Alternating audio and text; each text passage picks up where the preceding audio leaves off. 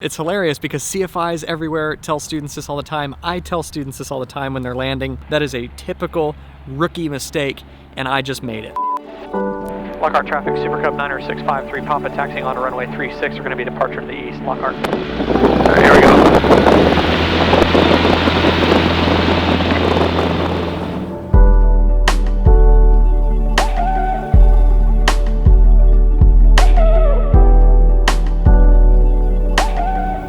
Traffic, Super Cub 53 Papa crossing over the top of the airport right now, 1,500 feet. We're going to turn into the left downwind 36, Lockhart.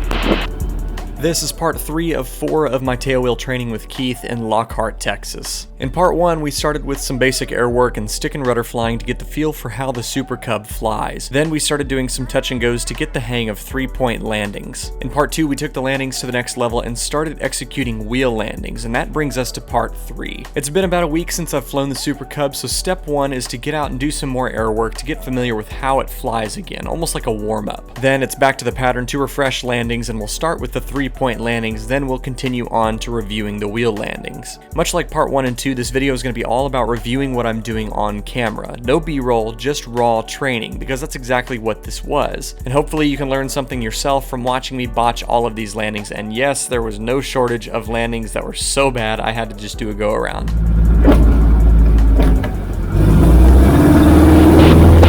Yeah, I didn't get rid of the power. Shout out to our sponsors on this video. Lightspeed Aviation makes these awesome active noise reduction headsets we're using. I've been a Lightspeed user for 8 years now, and having good quality noise canceling in a loud cockpit with the doors open is a huge necessity to be able to hear each other over the intercom. A company called FlightFlix is responsible for this super solid wing strut mount. I've been dying to try it out, and flying the Super Cub with the door open was a perfect opportunity to use this shot. The FlightFlix website has a world of exterior and interior camera mounting solutions, so definitely go check them out. To learn more about both of these companies and their products, you'll find links down in the video description. They truly make this content possible, and I'm proud to show off and use their products here on Aviation 101. All right, well, glad to see you back, man. Yeah. I didn't scare you? No, not quite. Not quite. Okay, maybe a little bit, but not enough to give me. Well, you didn't scare me, so it's okay. Well, hey, man, I had a great time with you last time, and awesome. Today we're gonna kind of tie some things together and kind of build on what we did last time. There's a little bit of wind out there today, so we got to be thinking about making sure that we're taxiing with the correct cross controls, or the controls in the stick and stuff like that. And also, when we touch down, we want to make sure that we are in fact getting that aileron into the wind. Getting the aileron into the wind and keeping it into the wind. Yeah. And remember that as you slow down, less airflow over the aileron, so you're going to have to put in more input as you do that. Lockhart traffic, Super Cub 90653, Papa taxiing on runway 36. We're going to be departure to the east, Lockhart. You ready? Yes. All right. Lockhart traffic, packet kilo, turning left cross 1436, Lockhart. All right. Wind's pretty much straight down the runway. All right, here we go.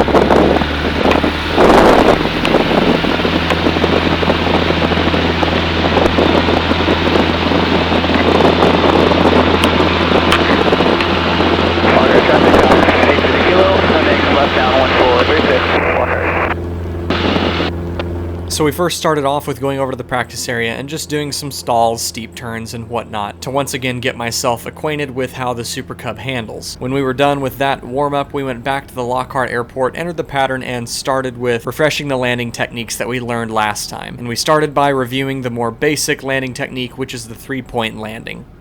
Lockhart traffic, Super Cub 53 Papa turning on a left base for runway 36, Lockhart. Lockhart traffic, Cessna 511 to Juliet, turning left crosswind 36. What's your aim point right now? I'm aiming for the first line there. All right.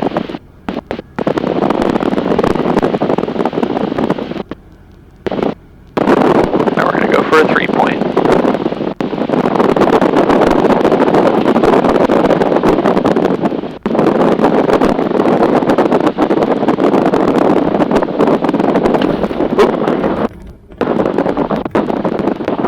Get on the brakes. Alright, so you fired just a little bit too high. I did, and I believed a little bit. Yep. Cessna 511 to Juliet. Okay. Got left downwind. Clean it up. Touch and go 36. Lockhart. Yeah, just a little bit of power if you feel like you're a little high. Okay, a little power, it'll keep you from really dropping it in. Alright? Lockhart traffic, Super Cub 53 Papa, rolling runway 36, left closed traffic, Lockhart. We were tracking nice and straight. I felt pretty good about it. Okay.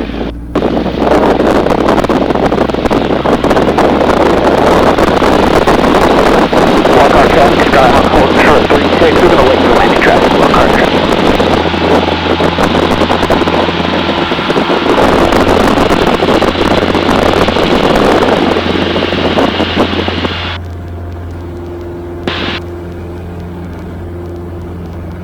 Okay, not too bad on that landing. Like Keith said, we were tracking straight. I was very active with my feet on the rudder pedals, making sure that nose is coming straight down the runway. I did have a little bit of extra energy in the flare, and that caused us to balloon back up, and we actually momentarily climbed a little bit right there over the runway as we were depleting our airspeed and energy. And just like Keith said, what I should have done is given it just a teeny tiny bit of power just to keep us aloft a little bit more and arrest that descent rate as we're falling back to the runway. I also noticed based on the camera that's above my head here, I did not pull that stick back nearly soon enough. You can see that I kind of pulled it back kind of abruptly at the last second. I definitely should have added a little bit of power and let that motion increasing back pressure be much more gradual, and the airplane would have come back down and kissed the ground much more nicely. And that's actually what we're going to see on this next landing. I think Keith and I were both pretty happy about this next landing. That wind is kind of waving back and forth right now. It's a left crosswind.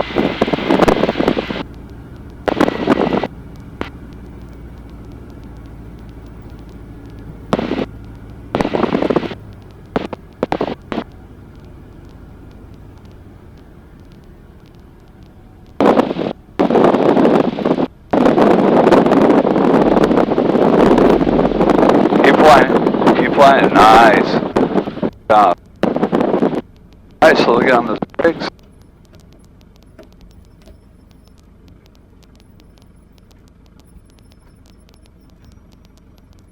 Yeah, I gave it a little bit of power. Yeah. I could start to see that it was about to balloon. Right. That's good. Very nice. Carb heat. Yeah, that one felt really nice. We took the airplane around the pattern one more time and did one more 3-point landing. And much like this last one, it was pretty good, kept positive control of the airplane. I came down with a little bit more of a sink rate than this last landing, but it was still perfectly acceptable, kept the airplane straight, maintained control. So now Keith is going to suggest that we go ahead and start working on wheel landings, and this is where the lesson stops going so well. Another takeoff. Alright, so we're going to start doing the wheelings now. Okay. Kind of got that down. Those are pretty solid. Sounds good. Alright.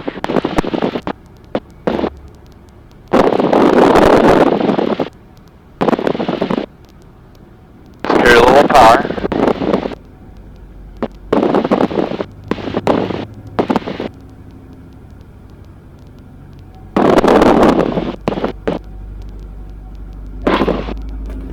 Gotta get rid of that power. Go around. You didn't get rid of the power. I didn't get rid of the power? Yep. Because what you tried to do is you went like this, but you didn't pull the power back. Gotcha. So the last time Keith and I flew in the Super Cub together, which was about a week before this, my last two landings of that lesson were pretty good. One of them was a 3-point, one of them was a wheel landing. And I had kind of had a light bulb go off earlier in that day, and I kind of figured out what I was doing wrong, and both of those landings are pretty good. And given that the 3-point landings were going pretty well on this lesson, I think that might have given me a little bit of undeserved confidence about how my wheel landings were going to go. So I just kind of went into it thinking, oh, I did it last time, just do what I did last time. So we went ahead and went around the pattern, and my first attempt at the wheel landing was not good at all. Basically, I think I was fixating a bit too much on the actual landing point, the touchdown point, and I was anticipating the ground touching the tires far too much, because as soon as you touch the tires, you got to bring the power to idle and just slightly bring the stick forward to kind of stick the main wheels to the ground so you don't bounce back up and get the nose up and possibly start porpoising. So that just went horribly. My motor skills just kind of totally went to crap, and we had to just juice the power and do a go around. So we went around the pattern and tried it again. We wanted to make a full stop landing because it was about time to switch tanks, and we don't want to do that while we're in the pattern. So I was going to give the wheel landing another try, and this one was a little better, but I think for the most part I just kind of got lucky on this one. And when I say that, I mean I got lucky in the sense that it didn't go quite bad enough for me to have to do a go around, but that had absolutely nothing to do with my skills. It was just kind of luck that I didn't bounce it super hard, because at this point I still really have no clue what I'm doing wrong or why. I think I was also fixating on that touchdown point. Right. Look down the runway. That's how it'll be a surprise. Don't worry about where you're going to touch down this one. Just make sure it's on the runway.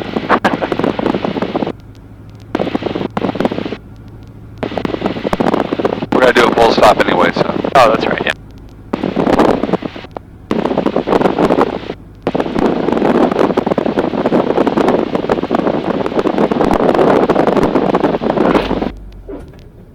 Alright, work it. Work it hard, work it hard. Alright, stick back. All the way back. Alright, lightly get on the brakes. So before I did say that landing was a bit lucky, and I agree, I don't really know what I did to make it not end up being a go-around, at least at the time in the airplane, but now reviewing the footage, I can see that compared to that previous attempted landing that turned into a go-around, on this one, as soon as I touched the ground, I pulled the power to idle. I'll be still a little late, but I did pull the power to idle. On the previous attempt, I think I was fixating so much on just trying to get that stick slightly forward as soon as the wheels touch the ground to make sure I don't bounce back up. I was completely forgetting to pull the power out. So what I was actually doing is just putting more downward pressure on the tires, and they act as springs and they just push us back up in the air. And because of our extra power setting, the airplane has extra energy to just get airborne again, and that's why it ended up being a go-around. So I'm noticing this on that landing that you just watched now after reviewing the footage. However, I didn't notice it in the airplane, and we're gonna see myself screw that up 2 more times before Keith is gonna take the controls and demonstrate a wheel landing to me, and that's gonna be really important for us to watch. And then I'm gonna give it a couple more attempts after that. Gotta get rid of that power. Yeah, I didn't get rid of the power. Not fast enough, at least. Yeah. So let's do this. I think because there's no wind, essentially, we are going fast. So let's go ahead and go to full flaps. Okay. There is no crosswind. I think that'll be better. Okay.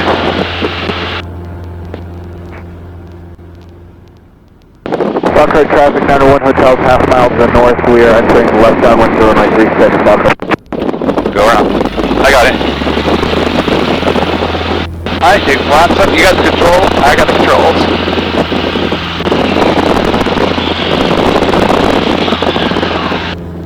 It seemed like I didn't add enough power there. Yeah. I thought it was going to be real good, and then I think your timing was a little bit off as well. Yeah, I think so. But Lockhart traffic, Alright, let me do this. Let me do this one. Alright. I've got the controls. You got the controls. Alright, here we go. Yeah, now they're up. Go ahead and take a break. Enjoy the sights. So Keith wants me to take a break from flying, and he's going to demonstrate a wheel landing now. And I want to pay close attention to exactly when and how much he reduces the power and goes stick forward when the airplane touches the ground. Lockhart traffic, little bit nose down, Skyhawk, 2 Mike Alpha, turning left base, number 2, touch to go, 36, Lockhart. Lockhart traffic, 901 hotel, upwind, runway 36. So stay on a little slower this time. Traffic, Right. Lockhart. Move this a little bit. That's good.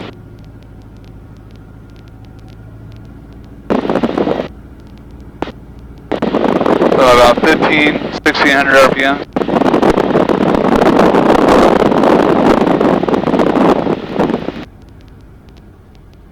Back to idle, which is fine. Just all need to go back to that. Alright, so here comes the power. And Lockhart traffic, Skyhawk, That's 1500 RPM right there. Final 36, touch to go, Lockhart. Alright, so now I'm trying to just basically keep it going straight down the runway, let the runway to come to me.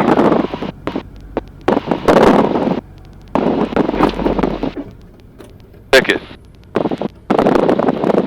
Happy feet. Okay, it's ready to come down. It's down. Here are the brakes. I think you've been carrying too much power. I think I have been too. So Keith thinks I'm carrying too much power while I'm trying to get these wheel landings on the ground. And I certainly agree. And not only am I carrying too much power and thus carrying too much energy, so when the airplane touches the ground, it tends to want to bounce back up, I'm also not pulling the power out nearly enough, if I even do it at all. Now, in the previous lesson on the wheel landings, it really clicked how quickly I need to bring the stick forward as soon as the wheels touch the ground. However, what's just as important, or perhaps I would even argue a little bit more important, is actually getting the throttle to idle just as quickly. Because if you don't get that power to idle, it doesn't matter whether you keep the stick neutral or you push it forward or whatever you do, the airplane is going to use that energy that it springs off the tires, and it's going to continue flying basically. And then you've got a bounce, a balloon, a potential porpoise, and ultimately something that's going to lead to a go around. So I'm carrying too much power and I'm not reducing the power nearly fast enough. And there's one more really common mistake that I'm making on all of these these landings, and it's a mistake that's not just unique to tailwheel flying. And it's actually a mistake that I talk to students about all the time and coach them through. And I think it's hilarious to see myself making the same mistake because it totally puts me in the student's shoes. And in my opinion, it makes me a better CFI seeing that I'm making rookie mistakes here. And I think that says a couple of things. First of all, it puts me in the shoes of a student once again. And as a CFI, that really helps you understand your students when you're teaching them. And also, that just goes to show that no matter how experienced you are, you can certainly be prone to any mistake. And I think that's a really good example of that right there. So Keith's going to transfer controls to me, and I'm going to do the next 2 landings. And after we take care of this very next landing, listen to what I have to say about what I just realized. All right, let's go full flap.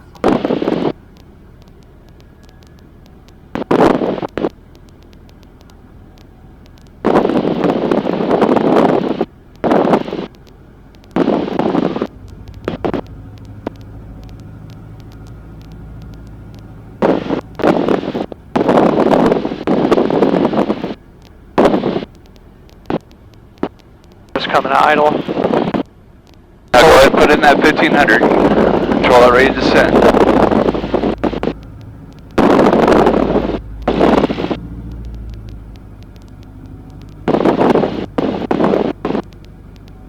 Aircraft 91 Hotel, upwind runway 36 Lockheart. There you go. Alright, now you can bring that stick back. So that worked? Yeah. You know what I did differently on that one? Tell me. I looked down the freaking run. Oh, wow. Yeah, I was just looking. Aviation 101. I know. Well, that's why I love training. I love training. Oh, yeah. Alright. Yep. Yeah, it's real tempting to look close. Right. Lockhart traffic, Super Cub on the roll, runway 36, left close, Lockhart. So there it is. I realized I was not looking down at the end of the runway. We tell students this all the time when we're teaching them about the round out and the flare and judging your distance with your peripherals down to the runway. You don't want to look right in front of the airplane, and you of course don't want to look at right out the side window to see how far you are from the ground and stuff. You want to use your peripherals and just look down at the very end of the runway when you're in the flare. And when Keith was demonstrating the last landing, I was kind of sitting there and observing what he was doing, and I was kind of thinking about what I've been doing and what I could possibly be doing wrong. And I kind of thought, wait a second, have I been actually looking down the runway? And I told myself, I'm not totally sure if I have been. So on this next landing, let me just make a point to look down at the end of the runway, power to idle, stick forward when I get the wheels on the ground. And while I'm in the flare, while I'm holding it off the runway and just trying to gently touch the runway, I need to have my eyes all the way down at the end of the runway, basically on the horizon. Keith had also mentioned that when you touch the ground on a wheel landing, it should almost be a surprise when you touch the ground. Like if you try to anticipate it, you're going to screw it up. And I think that's kind of part of the problem of what I was doing. I'm definitely doing a multitude of things wrong here, but I'm trying to at least pick it apart. And maybe, if not for your sake, I'm doing it for my own sake to try and figure out exactly what I'm doing wrong and really get these skills down and get them right. But on top of stick forward and power to idle, I need to get my eyes down the runway. And we're going to do one more landing, and I'm going to exercise that technique, and let's see if that holds true and holds consistent on the last landing. All right, the aircraft is off.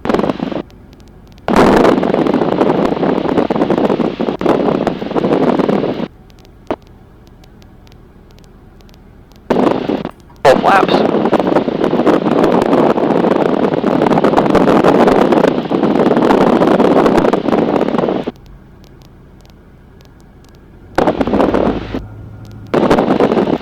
And Lockhart traffic, Sky 652 Mike Alpha. We're on the final now here, number 2 for the Super Cub for the stop and go 36 Lockhart.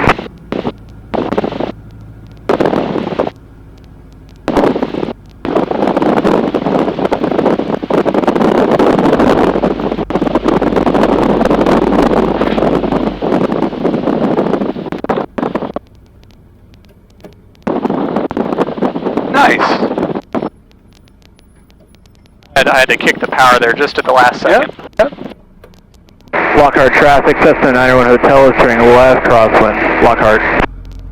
Lockhart traffic, Super Cub. We're going to make this one a full stop exit at Charlie Lockhart. Go back to the hangar, real quick. The one thing I did on both of those landings is put my eyes further down the runway. Right. I was totally not doing that before. All right, that was a really educational flight. We came back to the hangar. We're just taking a break here. My 3-point landings and wheel landings were pretty good last time because the last 2 landings that I did on the last lesson, I felt really good about. So naturally, that built up a little bit of confidence in me for this flight. The 3-point landings today felt pretty good. Keith agrees. And then when I started doing the wheel landings, they were just messing me up. And here's what we concluded that I was doing. First, I was trying to finesse the landing attitude and make sure that the airplane was just in a perfect, like, straight and level attitude when the wheels touch the ground. And he said, it doesn't need to be like that. We're not going for a 3-point landing. We want to touch the mains down and then keep the tail up, but it's okay if we're just a little bit nose high. I was overthinking that in the flare. I was trying to, like, you know, move the power and move the stick to try and get the nose just on that right attitude. And I was doing it too much, and it ended up screwing up my landings. The biggest thing that I was doing wrong is I was not looking down at the end of the runway. It's hilarious because CFIs everywhere tell students this all the time. I tell students this all the time when they're landing. Look down at the end of the runway. You're basically looking at the horizon, but looking down at the end of the runway is a really good benchmark for that. I was looking at the stripes right in front of the cowling, and I was trying to judge the distance of the runway from the tires. That is a typical rookie mistake, and I just made it. So we're gonna take a break, hydrate, hop back in the airplane, try this again, and then head over to San Marcos and try some crosswinds.